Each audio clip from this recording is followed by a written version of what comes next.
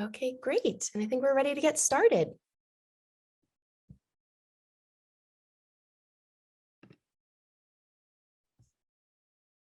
Hi, everyone. I'm Jasmine. I use she, her pronouns, and I'm the Civic Engagement Manager of Hamkae Center.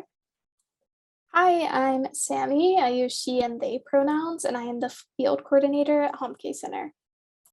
So Hamkae Center is a grassroots nonprofit based in Northern Virginia, and we organize Asian Americans to achieve social, economic, and racial justice in Virginia. We do have several different program areas, which I'll introduce briefly. The first one being organizing and advocacy, and our current campaigns are language justice, healthcare expansion, immigrant justice, and education equity. Our civic engagement work focuses on voter education, GOTV, and language resources and exit polling. Our community services team helps people with citizenship applications, Medicaid applications, and DACA renewals, as well as health and dental referrals and vaccinations. And our policy and communication team advocates for bills to become laws in Virginia's General Assembly, as well as highlights the amazing work we do all year round. And lastly, our youth leadership program develops the organizing skills and knowledge of Asian American youth so that they're better prepared to be leaders and change makers in their own communities. Next. Hey everyone, again, my name is Madeline. I am the Virginia State Coordinator for Campus Vote Project, and I use both she and they pronouns. And then go ahead, Sadia. My name is Sadia. I use she and her pronouns, and I'm a democracy fellow with Campus Vote Project. Great. And so for those of you who aren't familiar with Campus Vote Project, we are a national nonpartisan organization based in DC. We were founded 10 years ago, and we work with universities, community colleges, faculty, students, election officials, and local organizations to tackle voter suppression and increase voter engagement. In Virginia in particular, we have democracy fellows at about 15 different campuses and have relationships with 20 campuses overall. Campus Vote Project is active in Virginia, Florida, Georgia, North Carolina, Tennessee, Pennsylvania, Ohio, Michigan, Wisconsin, Texas, and Arizona. And we're always expanding, which is very exciting. So yeah, thank you so much. And then we can go on to the next slide.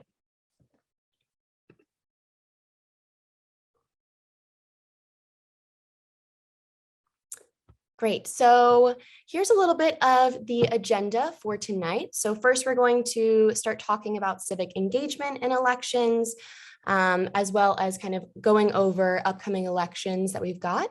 Then we're going to be talking about the Asian American voting bloc. We will be joined with Delegate Irene Shin on Asian American representation, followed by a question and answer. Then we will also share some resources and opportunities, especially for volunteering or getting involved with our respective organizations. And then at the end, we'll have a quick survey for you all, specifically related to this event. And we will send out a follow-up email after the event, which will also include the survey in case you can't fill it out in the moment. Yeah.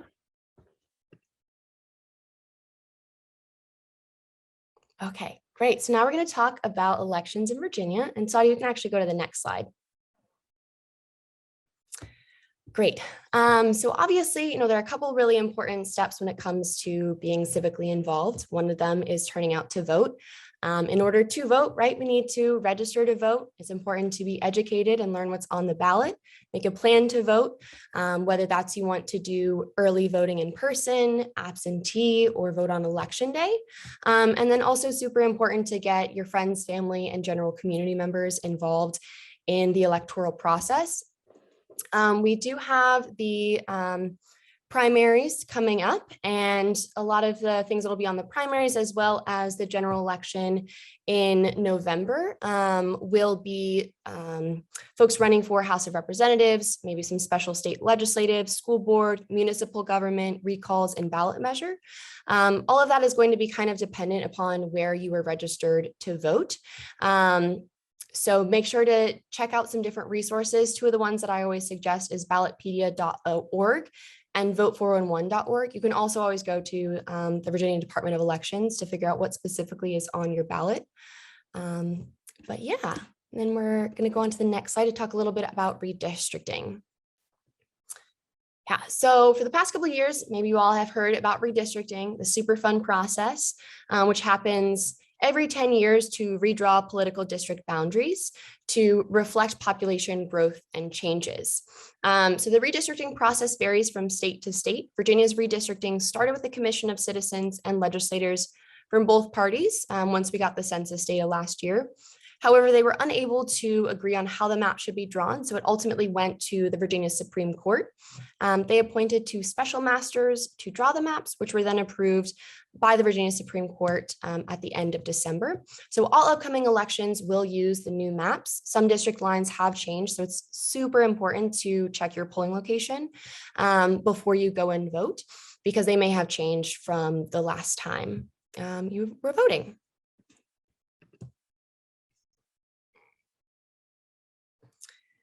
Great. And then, so when it comes to civic engagement, super important to be talking both about national voting rights as well as some developments in Virginia voting rights. So to start off talking about national voting rights, a lot of this was kind of set by the precedent of the Civil Rights Act, which guaranteed equal protection regardless of race, ethnicity, or gender. A lot of that also kind of shows up in the Voting Rights Act of 1965, which essentially prohibits racial discrimination in voting. And a key component of the Voting Rights Act of 1965 was that any state that was known to practice racial discrimination in terms of voter registration or discriminating folks at their polling location, they had to go through federal pre-clearance. So anytime they were making changes to voter registration or any voting laws, those had to be approved by the federal government to ensure that there was no racial discrimination happening. So this was incredibly important. However, there have been some changes made since then. Some other really important landmarks is the Voting Accessibility for the Elderly and Handicapped Act of 1984, which ensured that each state and local government is responsible for conducting elections in polling facilities that are accessible. And then the Uniformed and Overseas Citizens Absentee Voting Act, kind of like what it says, basically ensured that folks that were overseas and their family members would have greater access to voter registration and absentee ballot procedures in order to ensure that they were able to cast their ballot regardless of being overseas. And I'm going to drop in the chat a resource that explains a little bit more about this particular act.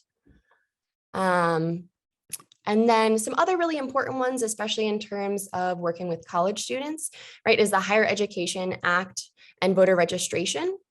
And this passed in 1998 and was amended in 2008. It requires that any institution receiving any sort of federal effort, it has to make a good faith effort to ensure voter registration forms are accessible to students. So this is super important. If voter registration forms are not accessible on your campus, make sure to reference and talk to people about the Higher Education Act. And then the prohibition on paying for registration or voting is also super important. Basically, what this says is that you can provide incentives like food or giveaways if you're doing voter registration or on election day, but they have to be given to everyone, regardless if they register or if they're casting a ballot. It has to be accessible to every single person. So it's really important to be mindful of your language, especially if you are a college student doing some tabling on your campus, making sure everyone knows that anyone can come grab some food or some giveaways, and you hope some people will register or ask about kind of upcoming elections. And then another thing I want to talk about is that there's also the option to register to vote on your campus or at home. And if you go on the CVP website, we have a student guide section, which debunks a lot of the myths around students registering on campus. A lot of times, some folks might hear that maybe their tuition will be impacted or their taxes. or maybe like their vehicle registration, things like that, none of which are true, but are used as scare tactics to de-encourage students to register at their campus address. Obviously, it is a personal choice, but definitely recommend kind of looking into what elections are happening, both in if you're from out of state versus in Virginia, as well as the accessibility of voting in both cases. And yeah, the other thing I wanted to note, which unfortunately didn't pass, but you may have heard of, was the John Lewis Voting Rights Act. This was going to be super important to really further expand voting rights, especially after there were some changes to the Voting Rights Act of 1965. But the John Lewis Act, unfortunately, was not passed. But I do have a link that I can drop in the chat that provides a little bit more information specifically about the John Lewis Voting Rights Act. So that might be of interest to some folks. And I forgot to mention, but for those of you who aren't familiar, so we've had the Voting Rights Act of 1965. The reason I said there were some changes was there was a court case, Shelby v. Holder, in 2013, which basically wiped the entire clause regarding preclearance. So preclearance is no longer in effect. I should note that Virginia was one of the states that had to go through preclearance following the Voting Rights Act of 1965, but that no longer applies to Virginia nor any other state that was under pre-clearance guidelines, effectively meaning that states are not getting the same supervision that they were, which is why we're seeing a lot of voter suppression bills popping up left and right. And the John Lewis Voting Rights Act was designed to challenge that and re-support voting rights overall. So then we'll go into Virginia voting rights. And next, it's going to specifically be talking about some changes in 2022 and 2021. The first pieces of legislation are from this past General Assembly. I should note that the majority of legislation that was proposed in this past General Assembly was designed to make it harder to vote. So there were a lot of proposed legislations restricting absentee ballots, canceling early voting, et cetera, et cetera. Really unfortunate to see all of those pieces of legislation. However, we did get some great options. The one I think is the most important is HB 1140, which basically states that if anyone's registration does not get approved, they have to get a requirement from the Department of Elections. So that's super important, especially if you register a paper copy and you never get anything in the mail, you don't know if your registration was approved. Now you will be notified if it was not approved. Some other really important changes regarding 2021, which are still in effect, is you don't need a witness signature when you mail back in your absentee ballot. Drop-off locations for absentee ballots are now codified, and they must be established by the office of the registrar. There's also a lot of improvements in terms of increasing the accessibility to those with visual impairment or print disabilities, which is super important. And then also prepaid postage for all absentee ballots, including a return envelope. And that there can be emergency absentee ballots for voters due to hospitalization, death of a loved one, or an illness. Another thing also super important, which goes back to the Voting Rights Act, is that in 2021, Virginia passed the Voting Rights Act of Virginia, which is incredibly significant because we're the first state in the South and the first state that was covered prior to Shelby v. Holder under federal preclearance requirements to pass our own state Voting Rights Act modeled after the Federal Voting Rights Act. This means that before any locality in Virginia can make any voting change, it has to be assessed for its impact on language and racial minorities, thereby prohibiting racial discrimination and voter intimidation, and mandates that local election officials get public or attorney general approval before making changes to things like polling locations. So again, super important and really grateful that we got that new development. Okay, so what is civic engagement, right? We talk about it a lot, we hear about it a lot, but what is it exactly? Honestly, I think it can mean a lot of different things depending upon how you see engagement, right? So it can be registering students, registering your community members and turning out to vote. It can be calling your legislators and holding them accountable, going to protest, a wide variety of different ways. Basically, civic engagement is just a way for you to be involved in voicing your opinions and making sure that you're standing with your community. So up next in this section with the civic engagement, we're going to be talking about some important voter registration deadlines, the election protection program, and exit polling. So when it comes to voter registration, there are a wide variety of places that folks can register at. Some main ones being the DMV, the official voter registration drives. So that's, if someone's tabling on your campus, that would be a voter registration drive. On the Department of Election offices, at the Department of Election offices or on their website, as well as a lot of public libraries. One thing to note, so if you do see someone hosting a voter registration drive on your campus or in your community, if anyone is going to be registering more than 25 people, they must have gone through a Virginia Department of Elections voter education training, which is why when I said official voter registration drives, that means they've gone through the training. For absentee ballots in Virginia, you can request those 45 days before Election Day and up until 11 days prior to Election Day, and they must be postmarked by the Election Day itself. It doesn't need to arrive on Election Day, just so long as you put it in the mail on Election Day. And then for early voting, there are various locations when it comes to early voting. Super important that you look up what your early voting location is, because oftentimes, or it can be different than your normal polling location on Election Day. So really important to look at that. And early voting in Virginia also starts 45 days before Election Day and ends this Saturday before the election. And you do not need an application or a reason to go through early voting. Oh, and then provisional ballots. These are ballots used to record the vote of an individual whose eligibility to vote cannot be confirmed at the polling location on Election Day by election officials or the general registrar. So this is especially important if maybe you forget your identification, or they don't approve your identification, or for whatever reason, if you're turned away at the polls, make sure you ask for a provisional ballot. Super important.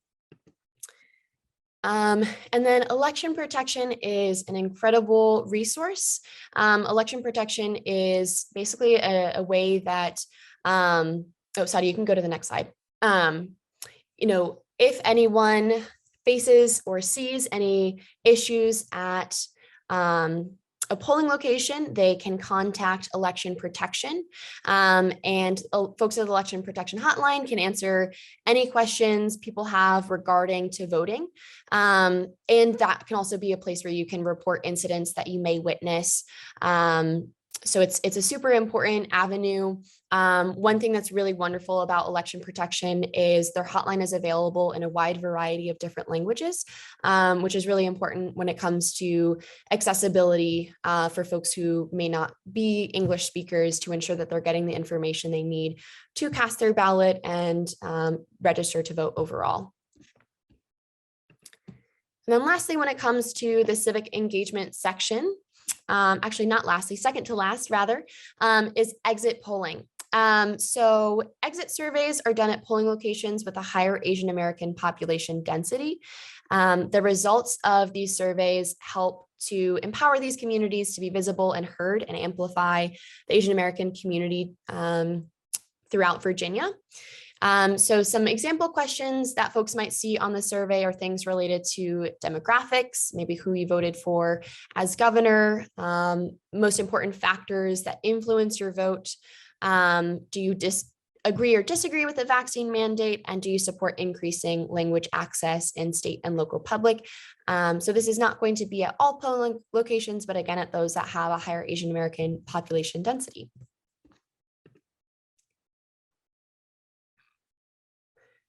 And then in terms of volunteering, this is another really great way to get involved and participate in civic engagement avenues. So a great starting point is joining clubs on your campus or local organizations in your community. This can either be one that is nonpartisan, partisan, or maybe a topic-based. At a lot of the campuses I work with, they have coalitions, so maybe they're not official clubs, but those are really great places for folks to get involved and maybe find internships, or host those voter registration drives, do classroom visits, any activity to engage with the student body, to make sure folks are registered and educated so they can turn out to vote. Another thing is becoming a poll worker, which is a really, really important and great opportunity for folks. It is a paid opportunity, and there is often a shortage of poll workers. We saw this especially starting in 2020 with the pandemic. So this is a great place for folks to get involved and learn a little bit more about kind of the behind the scenes work on election day. Another volunteer opportunity, we'll be working with a campaign. This is going to be more of a partisan avenue, but within campaigning, maybe you can do some canvassing work. So doing a lot of door knocking, some phone banking, or other get out the vote initiatives. And then again, doing some tabling events to register voters and provide nonpartisan voter education. This can be done with an organization either on or off campus, or in your community. And yeah, I'm gonna pass it along to some other folks now. Thank you, Madeline. So now that we've spent some time explaining what elections and civic engagement are like in Virginia, I'm going to tell you a little bit more about the AAPI voting block. Next slide, please. So first, Asian Americans were the fastest growing racial or ethnic group from the year 2000 to 2019 nationwide. The percentage of population change increased by 81% in that time frame, which surpassed any other racial or ethnic group. Specifically in Virginia, the AAPI population grew 112% since the year 2000. And it increased 35.5% since 2010, compared to a national population increase of 10%. So Virginia AAPI population particularly is booming. Not only in Virginia, but nationwide, the Asian American population is soaring. And since many members of this population are eligible to vote, Asian Americans are becoming a much larger voting bloc that can play a powerful role in elections. Next slide, please. Oftentimes, the AAPI community is spoken of and even treated as a monolith by some, but in contrast, the AAPI community is actually quite diverse. There are more than 22 million Asian Americans in the United States, including more than 50 ethnic groups. Within those ethnic groups, there are many different cultural, economic, and religious backgrounds with varying political histories and sensitivities, especially for first-generation immigrants. The largest AAPI ethnic groups in Virginia are Indian, Filipino, Chinese, Korean, and Vietnamese. There are approximately 667,000 Asian Americans in Virginia, and approximately 358,000, so approximately half of them, are eligible voters. Nearly a third of those voters live in Fairfax County, where Asian Americans make up 16% of the electorate, which is a pretty large percentage. With this diversity, it's important to understand that there are many different perspectives and needs within each community. This diversity shows that there is no one-size-fits-all approach to doing outreach to Asian Americans, and the work we do in these communities should take into account each community's specific needs and values. Next slide, please. In 2021, Hamkae Center actually collected exit polling data from Asian Americans on election day. So on election day, we were tabling, and as Asian Americans came out after they voted, we would approach them with a survey. One of the questions, among other things, is how they self-identify by party. It's important to note that Virginia does not let people register by party. So what this graphic is showing is how people self-identify. Going along with the diversity within the AAPI community that I was just talking about, Asian Americans also hold diverse political views. You can see that half of the people surveyed self-identified as Democrat, and the other half self-identified as either Republican, Independent, or other. Next slide, please. So this graphic shows voter turnout by race and ethnicity in the past few presidential elections, so 2012, 2016, and 2020. You can see that there were historically high turnout rates among all racial and ethnic groups from 2012 to 2020 and from 2016 to 2020. But even amid high turnout across the board, Asian Americans specifically increased their turnout by more than any other cohort from 2016 to 2020, with an increase of 13%. This percentage is really impressive when you consider that there was also a pandemic happening when this turnout spiked. Next slide, please. So Asian American voter turnout increased by 25.5% in 2020, showing an increasing interest in voter participation. And it's important to note that this increase in voter participation from the AAPI community helps Asian Americans play a pivotal role in elections and to elect officials who represent their diverse interests and values. Next slide.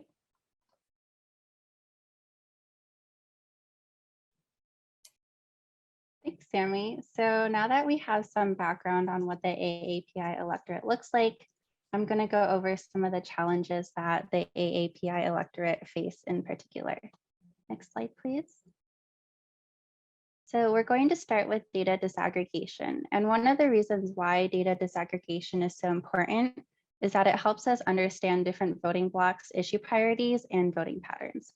I'm going to use exit poll data as an example because it's so important that on election night, as the polls are closing, the exit poll data is there and is the most powerful source of information that helps to shape narratives about how the election results came to be. The actual voter turnout data from the voter files can take weeks and months after an election to be released by officials.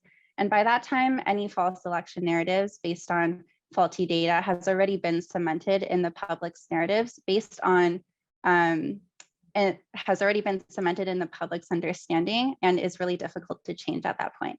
So the bad data, the bad errors, they can have a lasting negative impact in terms of how political parties and candidates invest in outreaching to these communities, and therefore leaves a gap in understanding these communities and what issues are most important to them. So I've included screenshots from Fox and CNN's 2021 exit poll data. You can see that Asian isn't included as a category. On one of them, we're left off completely, and the other one, we are considered under other. And these are major media outlets as well. So it's a little disappointing. Next slide, please. So as Sammy mentioned earlier, the AAPI community is incredibly diverse with many different ethnic communities, many languages, many different immigration backgrounds. And because there is so much diversity within the AAPI community, we can't use a one-size-fits-all approach in terms of messaging and tactics in order to reach everyone in the most effective way. So often overall data for Asians hides the disparity among different ethnic communities. For example, in this chart, you can see that when we compare racial groups' educational attainment levels, Asians have a low rate of people who haven't completed high school and the highest rate of people who have a bachelor's degree. However, when you break it down by ethnicity, within the Asian racial group, you can see that the Cambodian, the Hmong, and the Laotian subgroups have a much higher rate of people who haven't finished high school and have a much lower rate of people who have a bachelor's degree when compared to the overall Asian data set. So disaggregation of data within the AAPI community is really important and crucial to identify, understand, and address the problems and the structural barriers that certain AAPI subgroups face. This information can help governments, political parties, and organizations better develop and target information to AAPI Virginians. Next slide, please. So about 2/3 of Asians in America and in Virginia are born in other countries. Within Virginia specifically, about 3 out of 4 Asian Americans speak a language other than English at home. And of those, 38% speak English less than very well. And surveys found that of the people whose first language is not English, their turnout is actually 9% lower than people who feel very comfortable speaking and understanding English. The people surveyed, 63% said that having Asian language support at polling locations would be a useful resource for them. It's also helpful to keep in mind that many Asian Americans, because they were born in other countries, they may not be familiar with the voting terminology and practices in America, especially if they come from countries with different types of government systems. As Sammy mentioned, as Madeline mentioned, when we did exit polling last year, we found that over 90% of the Asian exit poll respondents supported increasing language access in local and state public agencies, regardless of what party they identified with. Next slide, please. So I want to highlight some of the resources available if people do need language support at the polls. So Fairfax County does provide voting information and materials in Spanish, Vietnamese, and Korean. This includes any materials or information related to the electoral process, such as registration forms, instructions, and assistance at the polls, as well as the ballots themselves. It is also your right to bring an interpreter to the polls with you, as long as they are not your employer or your union representative. So you can bring a family member, a friend, a neighbor. They don't have to be 18 years old, as long as they're there to help you interpret and to help make sure that as an eligible voter, you're still able to submit your ballot. And lastly, if you need further assistance, there are multilingual voter hotlines available for people to answer your questions and assist you in your preferred or native language. Next slide, please.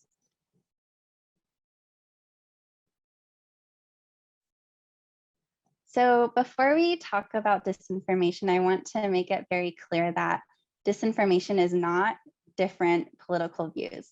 In a democracy, people are going to have different opinions. That's completely normal and totally healthy.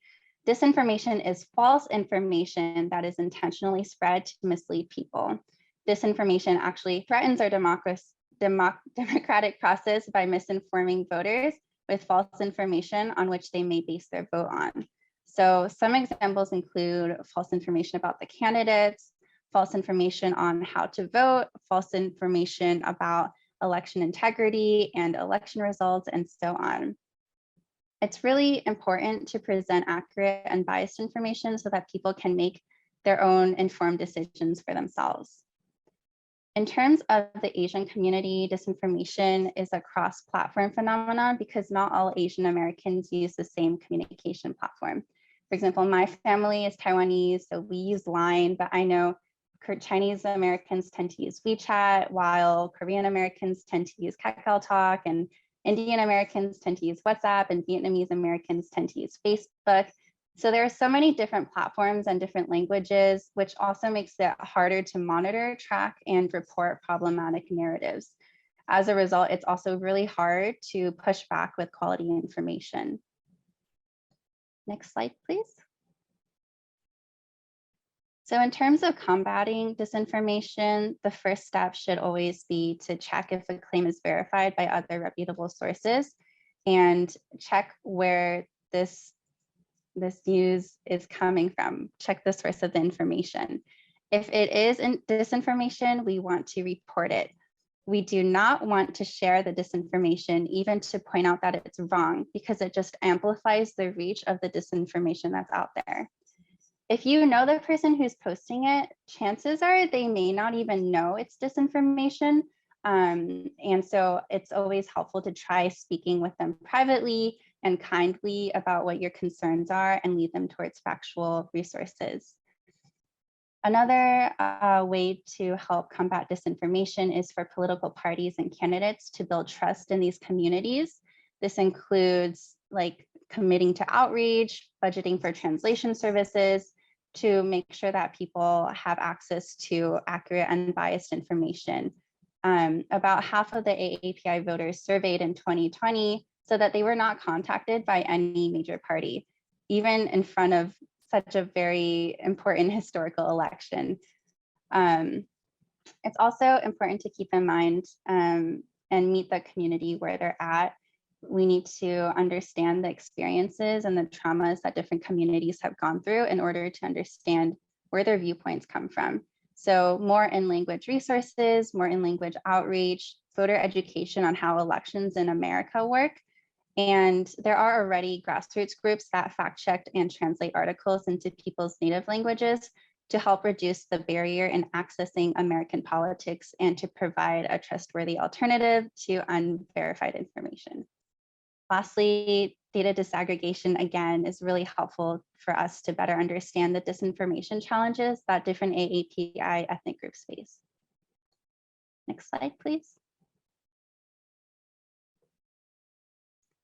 Lastly, voting on election day can be a particular challenge for the AAPI electorate.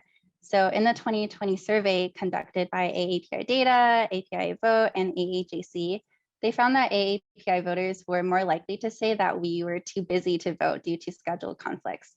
This is tough because election day is on a Tuesday and it's not a state or federal holiday. It's not a day that most people get off of work. Also, the Asian Americans surveyed, about half of them said that they were concerned about the health and safety of voting in person due to COVID, which is more than any other racial group.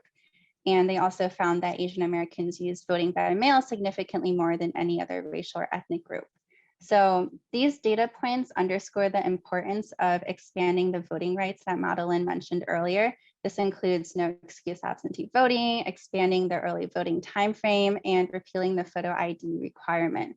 All of these, Virginia has made really great progress on in recent years, but we have to make sure we're protecting and maintaining this progress and moving forward, not backward. It also is really important to educate voters about early voting and voting by mail so they know what their options are and they can make a plan to vote that works best with their schedule and their safety concerns. Next slide. So with that, I'd like to introduce our guest speaker for today, Irene Shin. Irene is the first Korean American woman elected to Virginia's House of Delegates. She represents House District 86, which encompasses parts of Chantilly, Herndon, Sterling, and the Franklin Farm communities in Northern Virginia. She assumed office this January, and her current term will run until January of 2024. Irene is also the executive director of the Virginia Civic Engagement Table, a nonprofit organization that organizes communities to increase civic education and engagement across the Commonwealth.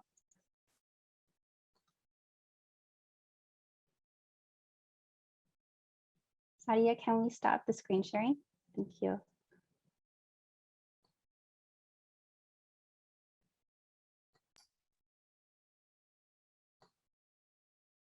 Hi, Irene. How are you? Hi, Jasmine. Hi, everyone. Good evening. It's nice to see you all. Thanks so much for joining us tonight to have this really important conversation. Thanks for being here. Can we start with having you introduce yourself? Absolutely. My name is Irene Shin. I use she, her pronouns. I'm the Virginia Civic Engagement Table's executive director and have been for 3 years now, going on 3 years. I can't believe it's been that long, Jasmine. And I also have the very distinct privilege of serving the communities of the 86th district in the House of Delegates. As Jasmine mentioned, it's mostly Herndon, the town of Herndon. We have a little bit of Reston, Chantilly, and Sterling as well. Awesome. Can we start with what made you run for office? What's your story and how did you get involved in politics? Yeah, that's a great question, Jasmine, because I think it all all of us who work in this space have sort of an origin story for like what got us involved and what brought us here, right? And for me, there's a number, maybe like 3 things I can think about sort of from my youth that all shaped who I am today and how I got involved in politics. The first one for me was really about for my family story, right? Like many immigrant kids, I've spent much of my childhood doing a lot of interpretations and translations for my parents. And when I was 16, my dad was diagnosed with cancer. And most of my life, I didn't know the concept or understand the concept of health insurance because we grew up without health insurance. My dad is a small business owner still to this day and was my entire childhood. And when we went to the doctor's office, we always just paid for visits, exams, shots, vaccinations out of pocket. And that was just life for us. And at 16, my dad gets really, really sick. And so we have no idea what's causing him to pass out. He's having to miss work. He's obviously in a lot of pain. And he goes to doctor after doctor, spending like thousands of dollars out of pocket just to try and figure out and get to the bottom of it. He's prescribed a bunch of pills. People think it's like kidney stones or bladder infections, and they don't really know what's going on. And so after, I want to say it was like 6 or 9 months of going through this and not coming to an answer and not feeling any better with any of the medicines that he was being given, he flew home to like his home country of Korea, where he landed and was able to go to a doctor. And the very next day after he landed, he was actually in surgery for bladder cancer. And so sort of the speed and efficiency at which he was able to get a diagnosis, get treated, and get to a resolution for his healthcare, it was sort of a stark reminder for me of how unnavigable the American health system is, especially for non-native English speakers. And sort of like my lens on advocacy sort of was born in that realm, because then I went on to go to college as a political science major. I graduated and decided I was going to be a community organizer. And for folks, who are on with me, I'm sure, if you're on camera, can I see if y'all, I guess the folks who have on their cameras, have y'all knocked doors before? Yeah, yes. And the number one rule of door knocking is always don't go into the person's house, right? That's like the number one rule. You don't go into their house. But I was a baby organizer. And so I went to this like very AAPI neighborhood where there was an apartment building for seniors. And so I was canvassing this apartment building, and a bunch of the names on my list were folks who lived there, residents, but were not registered to vote. So my job was registering them to vote. And so I go to this door, and the Korean grandma, she invites me in and wants to like cut me fruit, right? And being the good Korean girl that I am, I'm like, I can't say no. So I'm like, okay. So I break my rules of not going into people's houses. And I go into her house, and she cuts me fruit, and she sits with me, and I ask her about whether she is registered to vote or not. And, and she says, no, I'm not registered to vote. And I ask her if she's a citizen, and she says, yeah, she's a citizen. And I say, great, how long have you been a citizen? And she said, I've been naturalized for 25 years. And I say, oh, like, what's taken you so long, right? Like, why haven't you been registered to vote before this? And she points to the registration form, and which is in English, and she says, look at this form. Like, how do you think I would have ever figured out how to fill this out? Like, not only is it long, it's entirely in English. She's like, who do I send it to when I'm done? Like, no, right? And when she left her home country, she was not a registered voter, and she was not able to vote there either. So she said, why would I think I could come to this country and have the right to vote and participate this way? And it really was an eye-opening moment for me, because I thought it really made me think about what are the intrinsic barriers of access that people face, right? And so that sort of continued me on my path of politics and public policy making, sort of to where I got to today, because one of the things that made me jump into the political arena after having worked for years in public policy making and in voting and advocacy was seeing Kamala Harris get sworn into office, right? The past couple of years, I think we've talked a lot about what representation looks like, why representation matters on the silver screen, why our stories like Black Panther, right? Or Shang-Chi, why those stories matter and when they're being told. And it turns out that representation also matters in the halls of power. Right? Seeing Kamala Harris, the very first woman, the very first Black woman, the very first AAPI woman to serve in that office is sort of was another reminder for me of how much how far we have come and how much we still have left to go, because representation really matters. And so I thought, if there's something that I'm unhappy about, then it's really incumbent upon me to try and go fix it. So I threw my hat into the race and decided I would run for this office because we don't have time to like mess around. We like the urgency of the moment right now, the issues that we are facing, the most important issues of our time, like we're fighting them right now, right? And the urgency of this moment, I thought I couldn't just like let pass while I sat on the sidelines, right? So that's really what prompted me to get involved and run for office. Thank you so much for sharing your story. I think a lot of immigrant children can definitely relate to having to translate things for their parents. You spoke a little bit about this, but could you go more into detail, like what does representation in government mean to you and why do you think it's important?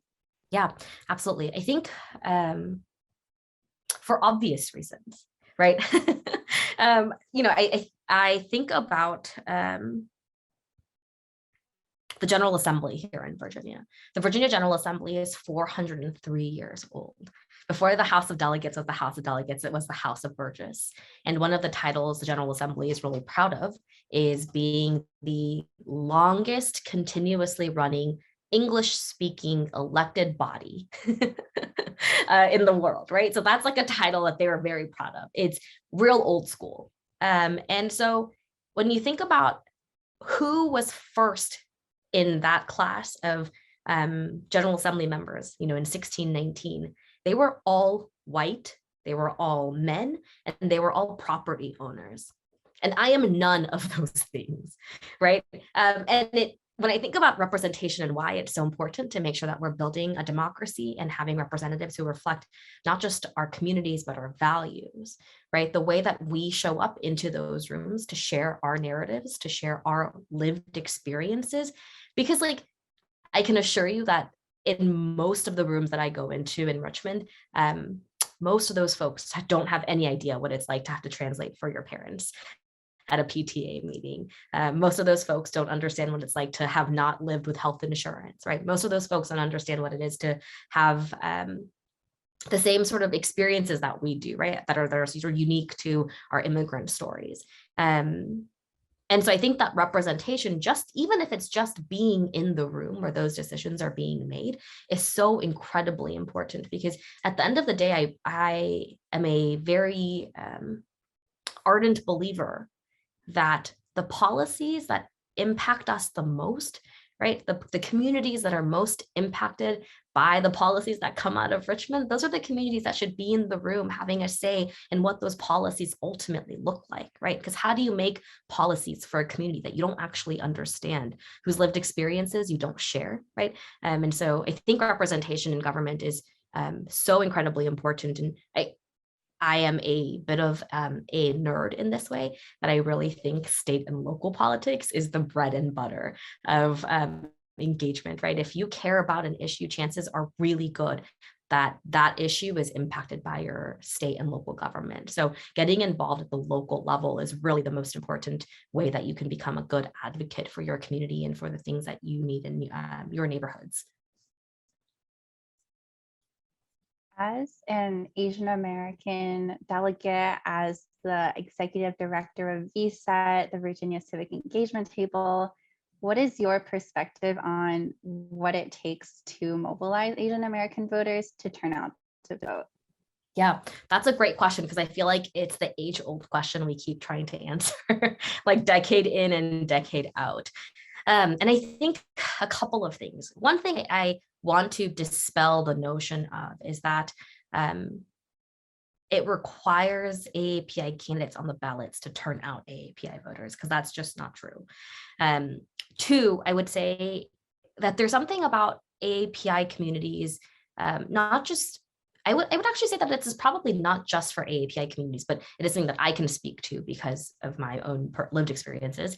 That in immigrant and AAPI communities, there is something what I have coined visitor mentality. A lot of folks still feel like this, a lot of immigrants, first generation immigrants feel like this is not home. This is someone else's country. And I think that's often a generational divider between second generation or first generation Americans and their immigrant parents. I certainly think that's certainly one distinction in how my parents think about America and how I think about America. So when they're like, oh, like, I don't like, does it matter if I'm voting or not? This isn't my country. I'm like, you've lived here for like 40 years and you pay taxes and you're a citizen. I don't understand what that means, right? And for me, I'm like, this is my country. This is home for me. This is the only home I know. And if I want to make sure that we're building a democracy, if we're building a government with policies that reflect our communities and prioritize our communities' needs, then like it's up to us to like step in and make sure that that's happening. And so I think making sure that we are having conversations with those in our communities to emphasize the importance of participation in our democracy, of engagement, of why it's so important for them to step into the arena, I think is one way in which we can mobilize Asian American voters to turn out. But I think the work that I get to do at the Virginia Civic Engagement Table in conjunction with the work that Jasmine and Sammy get to do at Hamkae Center and what Madeline and Sadia get to do at CVP, right? It's about broad voter engagement. The work that we're doing to make voting easier for all communities, more accessible for all communities, that's going to help elevate and empower the AAPI community too. And I think thinking about how one rising tide lifts all boats. I think that's really important to not lose sight of. Thank you so much. And what words of advice would you give to Asian Americans who are interested in running for office? Totally. That's a great question. I think the advice that I would give to anybody considering a run for office would be to not underestimate the value of your lived experiences and your perspectives that you bring to the table. I know I talked a lot about it just during this conversation in terms of like being in the room, having a seat at the table where those decisions are being made, just being there with your lived experiences and perspectives is so important. I think oftentimes candidates, especially like first-time candidates or young candidates or AAPI candidates, marginalized communities, candidates who come from those kinds of communities, I think they often get stuck in trying to build the perfect resume to run for office. And I just want to drive home, like, you don't have to have the perfect resume. You have to be a good advocate for your community and be able to tell that in a way that convinces your neighbors that you are going to be the best representative for that community. I think that that's really the advice is don't underestimate your own lived experiences and perspectives. Thank you so much, Irene, for sharing your story and your powerful, inspiring words. I'd like to open up the floor for any questions from the audience at this point. If you have one, feel free to unmute yourself or put it in the chat. I see Chris has a question. Hello, Miss Irene, Miss Honorable Irene. Hi, Chris. I understand about the future of AAPI community, especially in Virginia. Can we be ready for it? Can we be ready for it? Yes. I'd like to think so, yes. Thanks,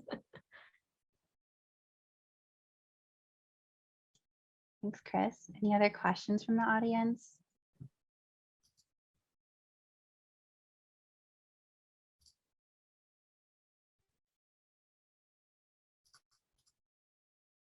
In lieu of questions from the audience, Jasmine, can I ask you a question? Oh, okay. What's your favorite part about working in AAPI organizing and empowerment? That's a good question. I think it's seeing the difference and we can make and the stories that we're collecting from people. So there have been times where we do like exit polling or phone banking or canvassing, sending out mailers, and people will reach out and be like, thank you so much for translating these things. Like I had no idea there was an election this year. Or like when we hear from one of our canvassers that they got to have an in-language conversation with someone at the doors, like it being in Korean, and this person was just so grateful that this person was able to communicate with them in their native language, help them get registered to vote, help them make a plan to vote. And they're so excited to participate in democracy. They just didn't know how to. And so like, it's about empowering the community to be able to have the tools and go out and do that, but also empowering them to go out and move their friends and family, move their own networks to go vote too, having this ripple effect of like the work that we does impacts people and those people will impact their own networks. And so I love hearing the stories that we get and seeing the differences and that we make. And I think it's super awesome. Totally. I love that we get to do some of this work that is immediate gratification. Because some of this other parts of our job are certainly not immediate, and like we're really thinking about the long game, right? Oh, for sure. Yeah. Well, I Thanks for the question. wanted to Oh. bring the question because I just missed it. I am Jinhee Clark, and then who was canvassing by the phone bank. And today I had working for 3 hours, and then I had a couple of people just to appreciate what I'm doing, and then that was the thing that I'm looking for, and then sometimes I don't get, but so today I was lucky, got a couple of, and then one person who just answered, and then as soon as I just who are you? They asked me, and then I tell my name, and then what Hamkae Center organization is about. And then as soon as I said that, and then I'm trying to remind the voter out there, and then the election is coming, and then if you need any kind of information, I can give to you. And then soon as, and she was saying, I'm gonna do what I want to do, so don't call me or tell me what to do. And then she hung up. But I just question myself, it's like, if there's more time, then what should I say to her? Of course, I was going to explain. I'm not really telling you anything to do. I'm just calling you. There's a election is coming. A lot of people, 50% of people, they don't even know, was there election? And then I was like, what is this about? And then I was talking about, US House, representatives and stuff. So they said that they only, vote for presidential. So I understand that. I used to think that way. So this is not important. And then, I just cannot go whole things. Nobody has a time for me to tell all the stuff. So I was just wanting to get those people just to tell him, something impressive, but then something very short. Something very pointy, so they can just hang up before they hang up, and then they can think about that. Thank you so much for sharing. Yeah, for sure. It's a wide range of responses. Some people are super happy to hear from us, and some people are like, don't call me ever again. But it's also always good to know that we are providing a service and we're helping people if they need it. And if they don't need it, that's great too. I see a question from Mia in the chat. It says, is there anything that surprised you, Irene, when you became a delegate? Yes. Having worked in public policy and sort of in the political periphery for a while, I really thought that I knew what I was getting myself into. And I was like, oh, like, I know how the sausage is made. And I got to Richmond and I was like, y'all are making something else down here because this is not what I thought this was going to be, right? So I think the entire process sort of did take me by surprise, and that I was arrogant in thinking that I could possibly have any idea what it would actually be like down there. So that was like number one. But I would say number two is the number of times I was told that's not how we do things here. In Virginia, as I mentioned, 403 years of history in the General Assembly. And the number of times I was told, like, that's not how we do things here. I was like, but we could. And folks would be like, but we don't. And I was like, okay, cool. That's That's good to know. And so I keep joking that if I ever end up writing a memoir, it'll be titled, "That's Not How We Do Things Here," in the story of an immigrant kid becoming a delegate in a really old racist state, right? That's sort of the memoir. But I was just like, that's like on a light note. That is one thing that surprised me. And like more seriously, I would say I was really surprised by my own existential crisis spiral that I went into. I was like week 2, it was like 10 days into this thing.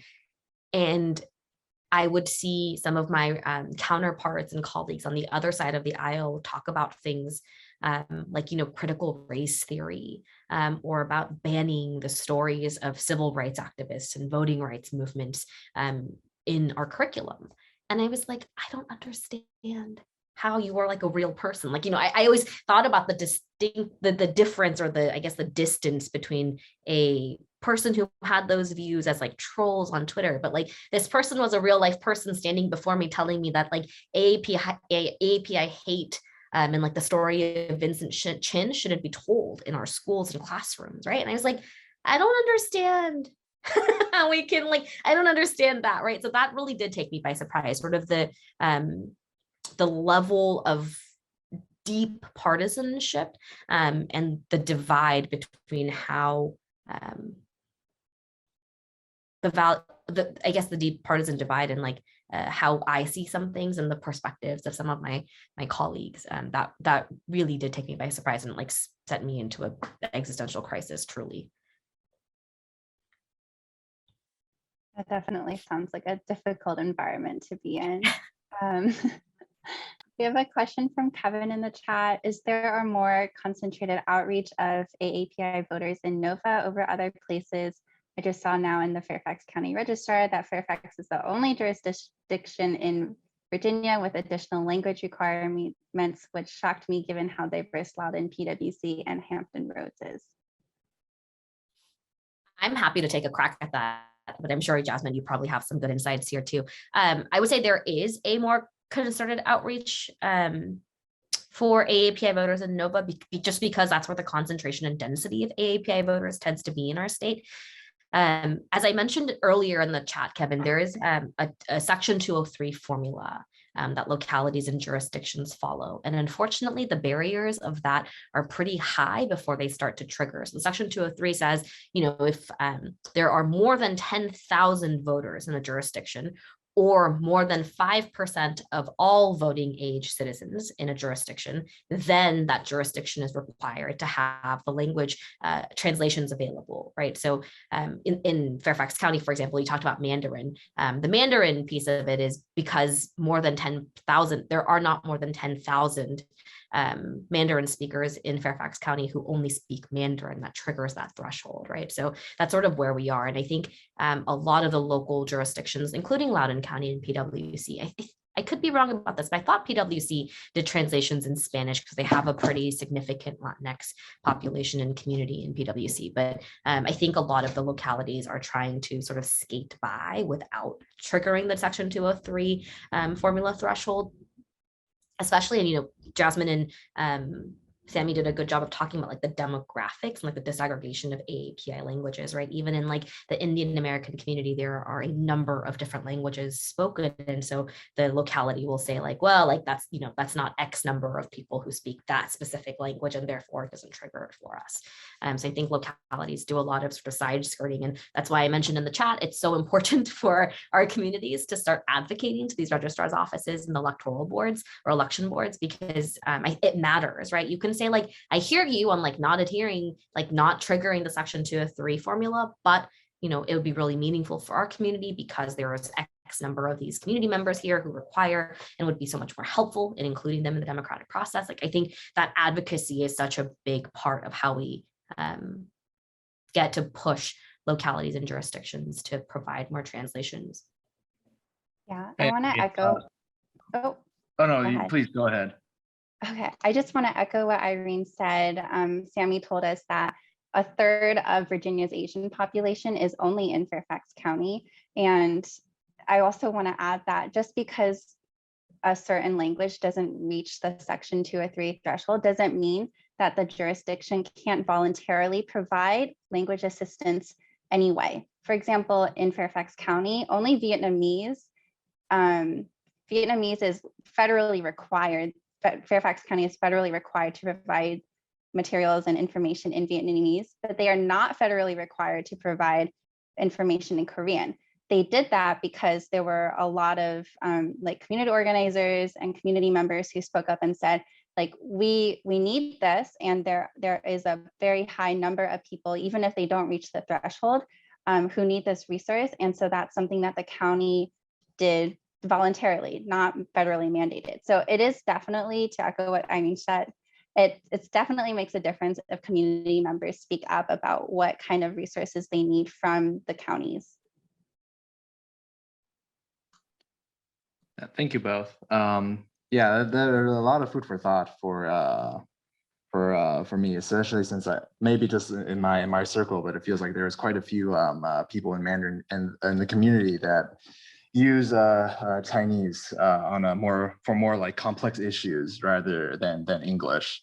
And it was interesting I don't know if it was just like I just want to confirm, Irene, that you were saying that it was like if they only spoke that language like fluently. And I feel like that's kind of a loaded question to ask Asian Americans, especially those who are not naturally born citizens of the U.S. Like, it seems to be like if you're a government official and you're going around and you're asking, are you fluent in English or not, then it'd be a very loaded question to say otherwise. Totally. And from what I can tell in like my experiences, they don't necessarily say like, are you or are you not fluent in English? I think it's in places that require, I think, so sorry, let me back up here. In some places where they require or ask for language preferences on the voter registration forms, they'll use that data for folks who opt out, right? Because you can be good in a second language. Like I'm a Korean speaker and I'm an English speaker, but I prefer English, right? I can speak Korean just fine, and I can read and write it just fine, but I prefer English. And I think they look at the language preference as a metric for how they gauge whether they hit that threshold for 2 or 3 or not. And so it is like a wonky formula. And I certainly don't think anybody's going around asking like, are you fluent in English? Do you require like interpreted materials? Like, I don't think anyone's doing that. But it is just like weird and squishy around all the edges. Yeah, that's a great question. Thanks for asking. We do have a question from Sarah in the chat. How do you cope with navigating / shaping a political environment that was designed for cisgender white men? That is a great question that sends me into another existential crisis almost on like a weekly basis. I don't know yet. I'm 4 months into this. I got sworn in January, and I haven't figured it out yet. I think I'm finding as an elected official and as a delegate and as the first Korean American woman to hold office in the General Assembly, I'm learning to find the right balance of, and as a progressive, right, finding the right balance of like push and pull to be effective and get the ball down the field as far as I can, without ending up ultimately like having that backfire in my face and not being able to get anything across, just because I want to like dig my heels in on principle, right? So like finding that balance is sort of where I am. And I think it's a great question and I don't have an answer for it yet, because it's, and also let's just be frank about this. It's not just cisgender white men who are problematic, right? Lots of non-white men are also problematic. And so it's not unique to just cis white men, but the entire system really just is a tough place for us to be. But I think the thing, as I said, I'm figuring it out and like making sure that I'm leaving the door open behind me so that more folks can come into this space and we can start to build an elected body that looks more like our communities and more like the Commonwealth. These are really awesome questions. Any last thoughts before we move on? No, I just want to say thank you so much, Jasmine, to you and to Hamkae Center and to the Campus Vote Project for all the work that you guys continue to do in our communities to make sure that everyone can exercise their right to vote and have a voice in the way that our policies are shaped for our communities. Thank you for representing our communities and all the work you do as the executive director of VSET. Thanks so much, Jasmine. Thank you, Irene. Sadia, can we have the PowerPoint go back up?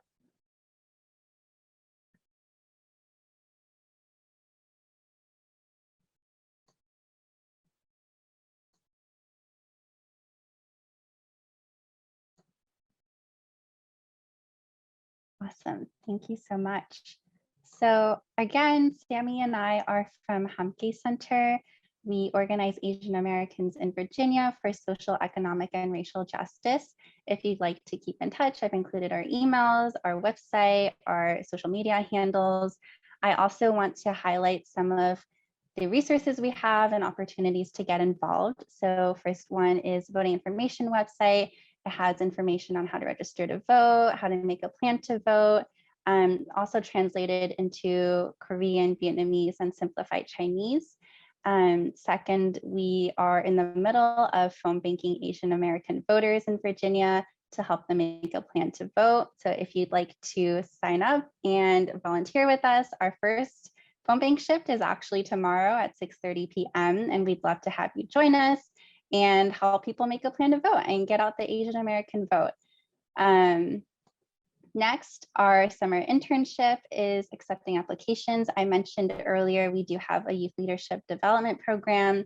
This summer cohort is going to be focusing on education equity work, and you're going to get some hands-on opportunity to practice and learn community organizing skills.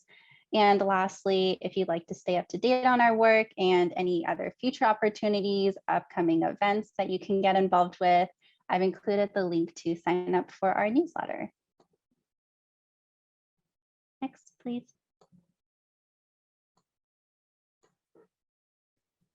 Yeah, similarly, there are a couple of ways to get involved with Campus Vote Project. So we do run a fellowship program. Sadia is one of our fellows, and we're going to actively be recruiting for fellows for the fall semester. We are expanding our fellowship program given the midterm elections. So generally speaking, we have about like 20 to 25 fellows in Virginia in any given semester, and this fall we'll have 40. So if you are at a campus in Virginia, you are eligible to be a fellow, and you can reach out to me for the application, and you can reach out to Sadia if you want to ask specific questions about the fellowship. But just generally speaking, it's a way to do nonpartisan civic engagement work on your college and in your local community. It is a stipend position, and that's one way you can get involved. I did mention earlier the state voting guides. This is a resource that some of our lawyers work on. It's their voter guides for all the different states, which can be super helpful. There's also the insights brief, which I'll drop in the chat. And again, all of these resources I'll include in the recap email. The insights brief is a document that was created after a variety of different interviews with folks that work at HBCUs across the US to try and better understand experiences at HBCUs and just in general for racial minorities at like PWIs, for example, and how to support minority communities when it comes to civic engagement work. So that's a unique way to learn a little bit more about some of the ways that CVP is trying to be more mindful. Some other opportunities to get involved is there's a Civic Virginia Coalition. This is a group of, right now it's a lot of administrators across campuses. There's also some local organizations and students that are part of this space. We meet once a month, and it's an opportunity to talk about cross-campus and statewide planning, whether it comes to events or we do a yearly summit, as well as just kind of talk about various successes and barriers that each campus might be experiencing. So that's a really neat space to get plugged in. If you're wanting to be plugged into more of a national space, the Student Voting Network was a product of our Student Advisory Board at the Campus Vote Project. And it is a space for really anyone that is either passionate about or wants to learn more about voting rights. There's a bunch of different opportunities to get involved in various avenues there, and just general great place to meet people. Last thing is, if you are at a campus, we run a voter-friendly campus program. This is basically how Campus Vote Project and NASPA help assist campuses in making sure that their campus is like fulfilling the Higher Education Act. So making sure that voter education and registration materials are accessible, and basically making sure that campuses are, as the title says, making their campus as voter-friendly as possible. So that is something you can share if you're a college student, to share that with your administrators and see if they're a part of the program. If not, have them reach out to me and we can talk more about the benefits of being in the program. And with that, I'm going to pass it along to Sadia, who's going to talk about Nighthawks Vote. Yeah, thank you, Madeline. So Nighthawks Vote, if you're a NOVA student and want to promote civic engagement on campus, this is a good opportunity to help support that. Nighthawks Vote is a coalition of students and faculty members working to increase voter registration on campus and just like overall voter education. So some things that we look forward to doing is helping people to register to vote for the upcoming June primaries, and doing classroom visits, and just tabling for like anything going on civically. Like we just did a tabling event for the General Assembly. So yeah, if anything like that sounds interesting to you, feel free to reach out. And with that, we're going to drop in the chat the feedback form that we mentioned earlier. This is going to be a place for us to just get your feedback on how this event went, what you might like to see at future events, things like that. And also a reminder, I will be sending out a recap email with this recording, as well as all the resources that were mentioned throughout this event. If you happen to get the Zoom link and weren't able to register, if you wouldn't mind messaging me your email so I can send you the recap email, that would be wonderful. Otherwise, I really appreciate you all hopping on this call tonight and being in community with us and just learning more about how to support the AAPI community, and just get active in our communities. Have a great night, everyone.